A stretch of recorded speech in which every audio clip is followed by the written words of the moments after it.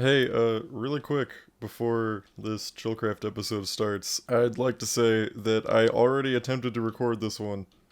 I just didn't like how it went, but I did accomplish a lot on the Minecraft side of things, so that is why I now have 15 diamonds, a lot of iron, some gold, a bunch of blocks.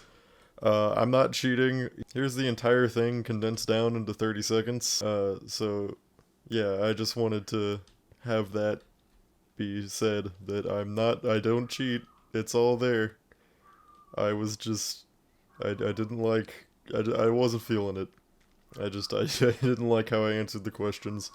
So it's basically, I'm just re-recording it with a fresh head. It was too early in the morning. It was exam week. I'm too tired. I'm too tired for this. Anyway, I'll just send you on to the new recording now, so enjoy that. Hello, and welcome back to ChillCraft, and if you're new here, welcome. ChillCraft is the series where I am supposed to, every week, take the time to sit down and answer life's big questions, as well as questions from the comments below the videos. A lot of these questions are relatively similar to one another, so that'll be fun to go through those. So yeah, let's just get started. Which Pokemon region would you want to live in and why? This one's super easy, Kanto region, because I'm pretty sure that's the only one that when you live in it, you don't have the threat of an angry god trying to kill you every day. Is it Ruby and Sapphire has the one, whichever one is like Groudon versus the whale. That's the one where people just be getting the threat of either flooding or global warming constantly. And I think I'm good on that, so yeah, Kanto region, that's the first one, right? That one feels like it has the least amount of threat to your life to it. You're just some guy trying to be a Pokemon trainer. Question number 2, what is a hot take of yours? Pineapple on pizza is good, and I don't want to hear that it's not. My go-to pizza for a very long time was bacon and pineapple. It's very good. I highly recommend it. You don't have to call it a pizza, you can call it something else, but it is definitely good. People need to stop hating on pineapple. This is a hill I will die on. Thoughts on Stardew Valley? Good game. You know it's a good game. We play this game together. Hello. Very fun game. Any game that allows me to fish for profit is a good game. Literally, that's all I do. Everything boils down to, can I fish it, and if I can't, I'm not interested. What is your favorite book and book genre? I'm gonna be real. I'm gonna be super real here. Outside of school, I don't remember the last time I sat down and read an actual book. It has been a long time. I'm pretty sure the last, book series I finished was whenever, the last of the second run of the Heroes of Olympus books came out. But I'm a big sucker for horror stuff and romance stuff. I don't like combining them, but if they're combined, it's usually pretty fun. But yeah, those are my two genres that I like for most media. Big horror guy, big sucker for, really, it's not even the good romance stories, it's always the really bad ones. I'm a sucker for just reading very stupid romance books. If you could direct an episode of any show, animated or live action, what would it be? See, that's a good question, because that implies that I can choose something that exists or just create something entirely new. As an artist and an animator, I would want to create something new. So if I could get one of my ideas greenlit, I got a lot of stuff floating around in my noggin. A lot of bad ideas, a lot of good ideas, at least in my opinion. I'd want it to be that thing where it would be impossible to create in the way that I'd want it to be created in that way. Can't really give much more information than that, because, I mean, that would be giving away the story, and I might actually make something for it sometime soon, depending. But yeah, I'd want it to be one of my own ideas that I could fully have creative control over. I think that would be fun. This is a question that I got quite a lot, just worded in a lot of different ways, which is the who or what inspires you and who influenced you to become the person you are today.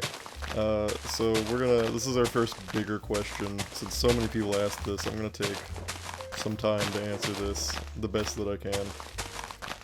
We'll start content-wise, because that's probably what the majority of the people are interested in. When I go on YouTube, a lot of the time, the content that I am watching and the stuff that I'm making is not in, like, the same vein.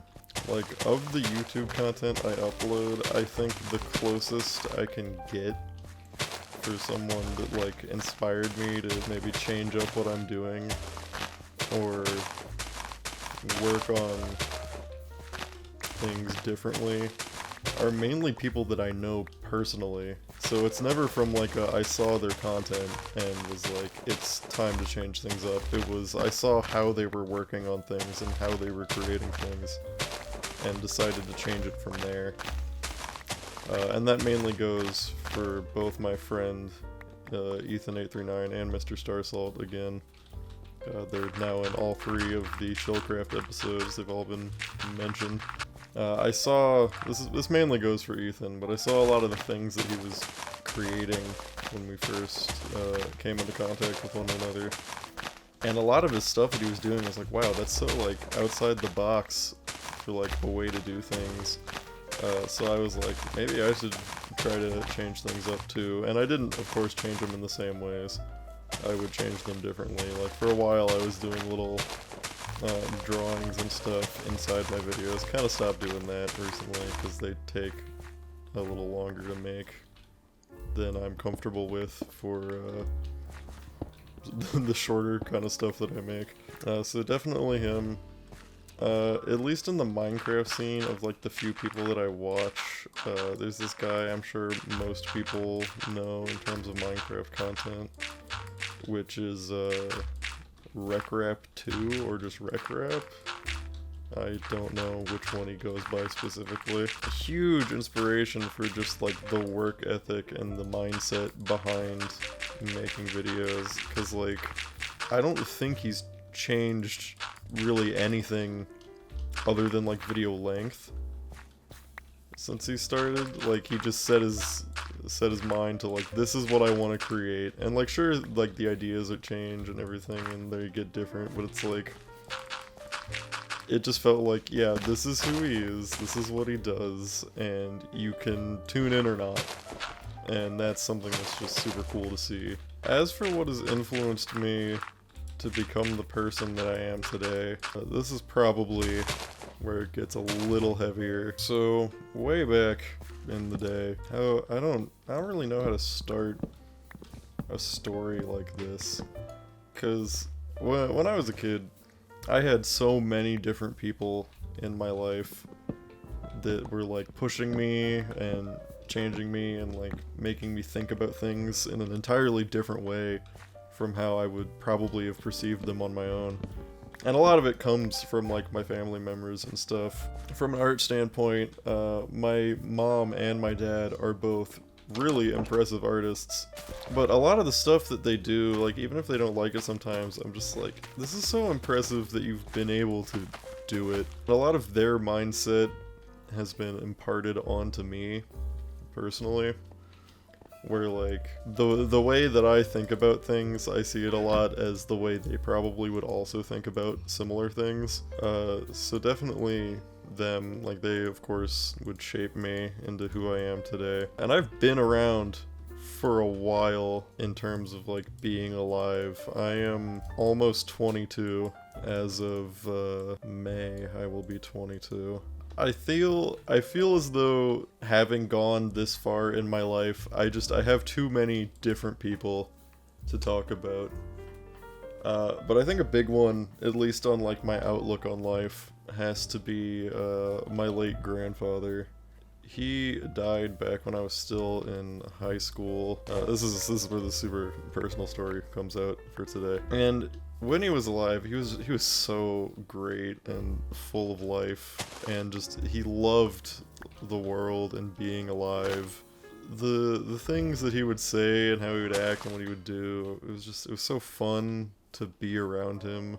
I think the big thing that really hits me as something that like truly changed me and my view on life is something that I got as a gift. It would have been from my aunt after he passed, which is inside of my wallet of all things. So something I see almost daily is something that he would always say, which is, the world is working to do you good. And that's really stuck with me a lot, especially in recent years, where, like, yeah, things are rough, but no one is really working to bring you down. The world is the way that it is, and it is working to let you exist in it.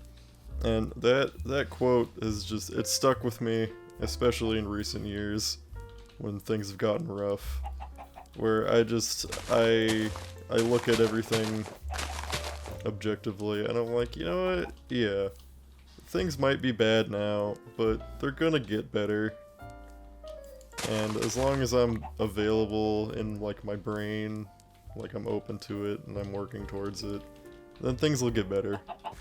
That's just the way that it is.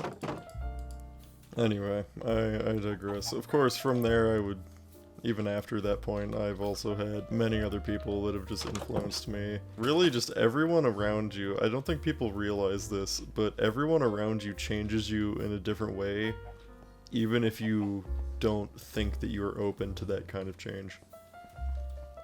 Which is interesting to think about, because then you're suddenly just hit with, oh wow, I'm now a different human being having known you than I used to be. I just think that's super cool when you get to sit down and understand that, yeah, you're now someone entirely different. And that's not because of anything you necessarily did, but because of how you perceived someone else. And I think that's just one of the wonderful things about being a human being. Here's one last big question, and also, whoops, it's gonna end up being the title question for today's installment of ChillCraft.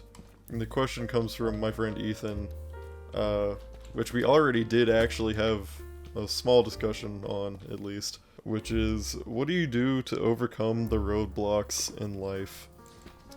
And then he goes on to say that he's not just talking about when you're mentally not in the right headspace, but also whenever things are just physically out of your control.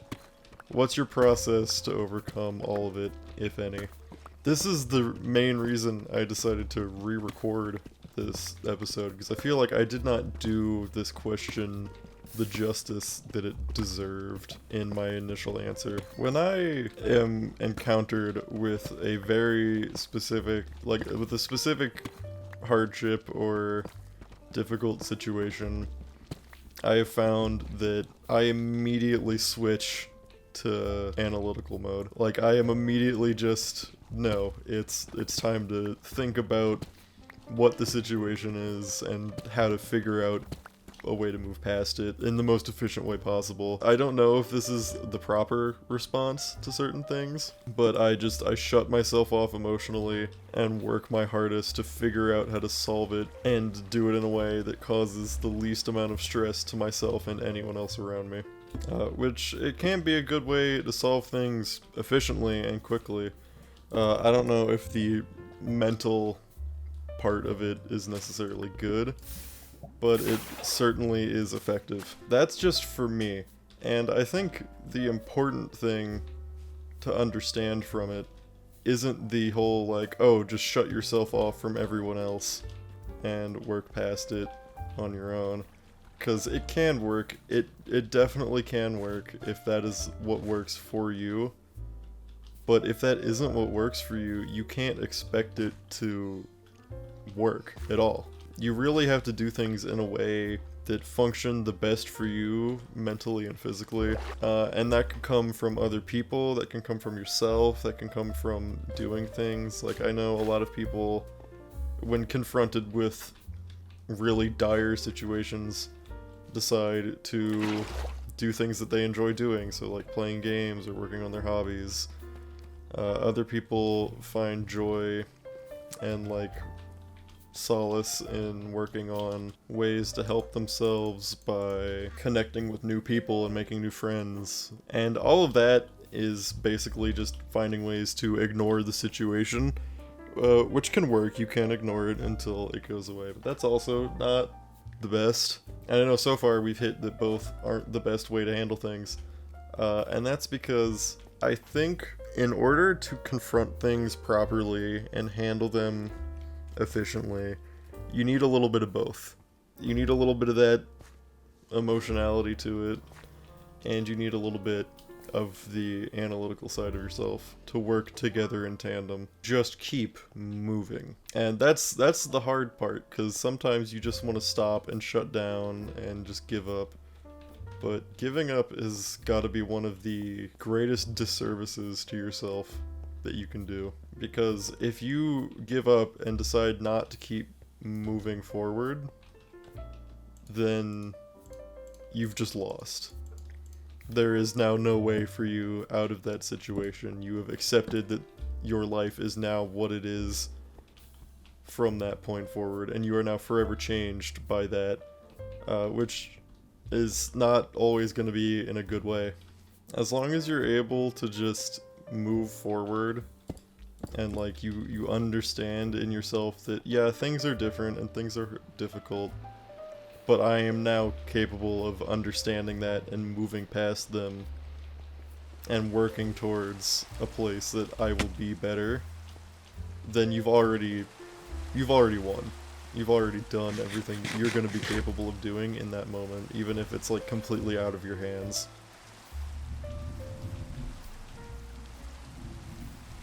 Just like in game, it's suddenly thundering outside, which is not a good sign, because that means I'm probably going to have to stop my recording soon. So I guess I'll end off with this. I really do think it is as simple as just having the resolve to keep changing and keep moving and stay motivated. And it's hard. It sucks. It'll suck a lot, and you're not going to be able to change that. I can't do anything personally to help you out with something like that, because that's just the way life is. Life is rough a lot of the time. But that's not to say that it is impossible. You always have an influence on yourself and the way that you act. Even if you don't think you can control such like a disproportionate situation to yourself, you always have a little bit of control in how you perceive it and how you act around it. And as hard as that is, I think if you just sit down and are able to like come to terms with it, you'll at least be able to get past it in its initial stages. People probably don't care about anything I'm saying, which is totally fine and understandable. I get it. I definitely haven't been around long enough to be coaching people on how to live their lives, but I think I've been around just long enough to at least push people in the right direction. This is my second attempt at this because of this question, and I keep feeling like I'm not talking about it in a way that I'm feeling like I'm getting anywhere. And it's not the point to like give definitive answers or like get specifics out of any one question, but I don't know, I feel like I'm doing a disservice to both the people watching and the people asking questions, because I'm not able to answer the question in a way that at least I feel has a good conclusion. I don't know, I feel like I always feel like I'm going in circles and I ramble and I don't know what I'm doing ever, but you know, it happens. Yeah, I think that's gonna be it for ChillCraft today. This recording is even shorter than the one I did the first time. The one I did the first time was 44 minutes, and that's because I got stuck in the cave. Don't know if I answered the question in the way that you'd want it to be answered, or in a way that makes sense, but I'm doing the best I can. Leave your comments down below. I'll always answer some questions from the comments.